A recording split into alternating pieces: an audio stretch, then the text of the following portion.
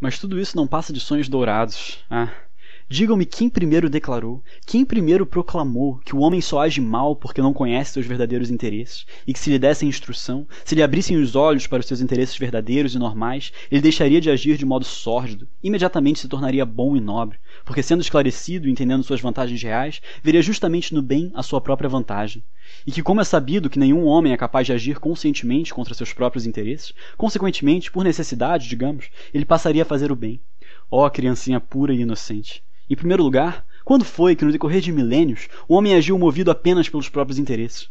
Que fazer com os milhões de fatos que demonstram que conscientemente, isto é, compreendendo perfeitamente suas verdadeiras vantagens, pessoas deixaram-nas de lado e lançaram-se por outro caminho, ao acaso, arriscando-se, sem que ninguém ou nada as obrigasse a isso, como se simplesmente não quisessem exatamente o caminho que lhes fora indicado, e teimosos e voluntariamente abriram outro, mais difícil, absurdo, tateando no escuro, quase às cegas? Significa, pois, que para elas essa teimosia e esse voluntarismo eram de fato mais agradáveis do que qualquer vantagem pessoal. A vantagem! Que é a vantagem? Os senhores aceitariam a tarefa de determinar com absoluta precisão em que consiste a vantagem para o ser humano? E se acontecer que, em alguns casos, para o homem, a vantagem não só possa, como também deva consistir algumas vezes em desejar para si aquilo que é ruim e não o vantajoso? E se isso é possível, se pode acontecer um caso como este, então a regra não vale nada. Que pensam os senhores? Tais casos podem acontecer? Podem rir, senhores, mas me respondam apenas. Teriam sido determinadas corretamente as vantagens humanas? Não existiriam algumas que não se enquadraram e nem poderiam enquadrar-se em nenhuma classificação? Pois os senhores, ao que eu saiba, compuseram toda a sua lista de vantagens humanas fazendo uma média de valores estatísticos e de fórmulas da ciência econômica. De acordo com as suas conclusões, são elas o bem-estar, a riqueza, a liberdade, a tranquilidade e assim por diante. De modo que, por exemplo, o homem que clara e deliberadamente rejeitasse toda essa lista seria, na sua opinião, e na minha também, é claro, um obscurantista ou um ser completamente louco, não é isso? Mas veja uma coisa espantosa. Por que acontece que todos esses estatísticos, esses sábios que tanto amam a humanidade, quando enumeram as vantagens humanas, sempre omitem uma delas? Nem a levam em conta da maneira como deve ser levada, e disso depende toda a conta. Não seria um mal tão grande se pegassem essa vantagem e a colocassem na lista. Mas a desgraça é que essa vantagem problemática não se encaixa em nenhuma classificação. Eu, por exemplo, tenho um amigo. Mas vejam só, ele é amigo dos senhores também. E de quem? De quem ele não é amigo?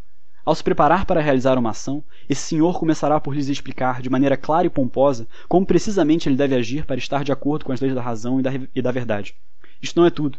Ele falará aos senhores com paixão e emoção sobre os interesses humanos normais e verdadeiros. Criticará com ironia os idiotas míopes que não entendem nem suas próprias vantagens, nem o verdadeiro significado da virtude. E exatamente 15 minutos depois, sem que haja qualquer motivo repentino e exterior, mas precisamente por alguma coisa interna que é mais forte do que todos os seus interesses, ele aprontará uma das suas, fará claramente o inverso do que dissera pouco antes, agirá contra as leis da razão e contra os próprios interesses, ou seja, contra tudo. Quero preveni-los de que meu amigo é um personagem coletivo. Por isso é um pouco difícil condenar só a ele. Mas é aí mesmo que eu quero chegar, senhores. Será que de fato não existe algo que seja mais caro a quase todos os homens do que suas melhores vantagens? Ou, para não destruir a lógica, aquela mesma vantagem mais vantajosa, aquela que é sistematicamente omitida de que falamos antes, que é mais importante e mais vantajosa do que todas as outras vantagens e que para obtê-la o homem está sempre pronto, se necessário, a afrontar qualquer lei, ou seja, ir contra a razão, a honra, o sossego, o bem-estar, numa palavra, como todas essas coisas maravilhosas e úteis, apenas para alcançar essa vantagem mais vantajosa, a primeira, que para ele é mais cara do que tudo? Mas continua sendo uma vantagem, dirão os senhores, interrompendo. Permitam-me, nós vamos nos explicar. E a questão não se resume a um jogo de palavras, e sim a que essa vantagem é notável justamente porque destrói todas as nossas classificações e todos os sistemas que foram montados pelos amigos do gênero humano. Resumindo, ela atrapalha tudo. Mas antes de lhes dar o nome dessa vantagem, quero comprometer-me pessoalmente, e por isso, insolentemente, declaro que todos esses maravilhosos sistemas, todas essas teorias que pretendem explicar para a humanidade quais são seus interesses verdadeiros e normais, para que ela, necessariamente almejando alcançar esses interesses, torne-se no mesmo instante boa e nobre, até o momento, na minha opinião, não passam de falsa lógica. É isso mesmo, senhores, falsa lógica. Afirmar que a renovação do gênero humano através do sistema de suas próprias vantagens, bem, isso para mim é quase a mesma coisa que, quase o mesmo que afirmar, segundo Buckle, que o homem se abranda por influência da civilização e, em consequência, torna-se menos sanguinário e menos inclinado a fazer guerras. Parece que foi pela lógica que ele chegou a essa conclusão. Mas o ser humano é tão apaixonado pelo sistema e pela conclusão abstrata que é capaz de fazer-se de cego e surdo somente para justificar sua lógica. Por essa razão, vou trazer um exemplo que ilustra com muita clareza tudo isso. Olhem ao seu redor. sangue fluindo como rios, e ainda por cima com alegria, como se fosse champanhe.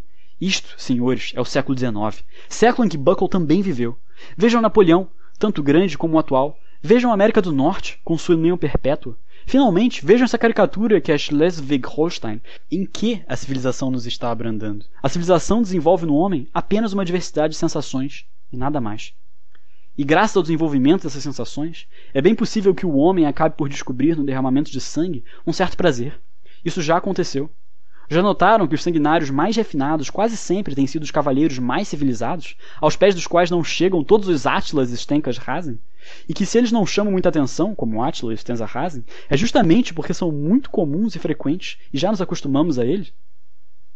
Pelo menos se pode dizer que se o homem não se tornou mais sanguinário com a civilização, tornou-se com certeza um sanguinário pior, mais hediondo. Antes, ele via no derramamento de sangue um modo de fazer justiça, e com a consciência tranquila massacrava aqueles que julgava merecê-lo. Hoje, ainda que julguemos que derramar sangue seja uma torpeza, mesmo assim o praticamos, e ainda mais do que no passado. O que é pior? Decidam os senhores mesmos. Dizem que Cleópatra, desculpa se dou um exemplo de história de Roma, gostava de fincar alfinetes de ouro nos seios de suas escravas e sentia prazer com seus gritos e contorções. Os senhores diriam que isso foi numa época relativamente bárbara, que agora também vivemos numa época bárbara, relativamente também, pois hoje também se enfiam alfinetes, que também agora, embora o homem tenha aprendido vez por outra a enxergar com mais clareza do que nos tempos da barbárie, ele está longe de ter aprendido a proceder de maneira mais indicada pela razão e pela ciência.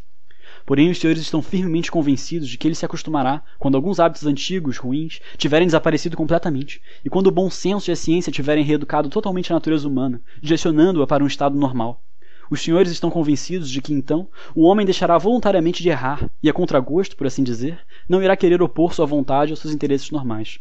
E mais, nesse tempo, dizem os senhores, a própria ciência vai ensinar ao homem, embora isso já seja um luxo, na minha opinião, que ele na verdade não possui nem vontade, nem caprichos, que por sinal, nunca os teve, e que ele mesmo não passa de alguma coisa parecida com uma tecla de piano ou um pedal de órgão, e que ainda por cima, existem também as leis da natureza, de modo que não importa o que ele faça, isso não é feito por sua vontade, e sim por si mesmo, seguindo as leis da natureza. Consequentemente, basta descobrir essas leis da natureza que o homem não terá mais de responder pelos seus atos, e viver para ele será extremamente fácil. Evidentemente, todas as ações humanas serão calculadas matematicamente, de acordo com essas leis, numa espécie de tábua de logaritmos até 108.000, e serão escritos nos calendários, ou, algo ainda melhor, surgirão algumas publicações bem intencionadas, do tipo dos atuais dicionários enciclopédicos, em que tudo estará tão bem calculado e indicado que no mundo não haverá mais nem ações, nem aventuras. Nesse tempo, isso tudo os senhores aqui dizem, surgirão novas relações econômicas, que serão também completamente calculadas e com precisão matemática, de modo que num piscar de olhos, todo tipo de questões deixarão de existir, precisamente porque alguém já terá encontrado todo tipo de respostas para elas. E então será construído um palácio de cristal. Então, bem, numa palavra, então seremos visitados pelo pássaro azul. Evidentemente, não se pode garantir, isto já sou eu que estou dizendo, que nesse tempo não será, por exemplo, terrivelmente aborrecido, porque o que haverá para fazer se tudo estará distribuído numa tabela? Mas, em compensação, tudo será extremamente sensato. Evidentemente, o que não se inventará por puro tédio, pois alfinetes de ouro são fincados também por tédio, mas isso ainda não é nada. O ruim mesmo, novamente sou eu que estou dizendo, é que pode até acontecer que as pessoas vão se sentir felizes com os alfinetes de ouro, pois o ser humano é burro, de uma burrice fenomenal. Ou melhor, ele não é nem um pouco burro, mas em compensação é ingrato. Não existe ser mais ingrato que ele. Eu, por exemplo, não me admiraria nada se de repente, sem nenhum motivo, em meio ao futuro bom senso geral, surgisse um cavalheiro com um rosto nada nobre, ou melhor dizendo, com uma fisionomia retrógrada e zombeteira, e de mãos na cintura dissesse a todos nós: e então, senhores, que tal dar um pontapé em todo esse bom senso e mandar esses logaritmos para o diabo, para que possamos novamente viver segundo a nossa vontade idiota? E não acabaria nisso, pois o mais lamentável é que ele certamente encontraria seguidores. Assim é o ser humano. E tudo isso por um motivo insignificante que não valeria a pena mencionar.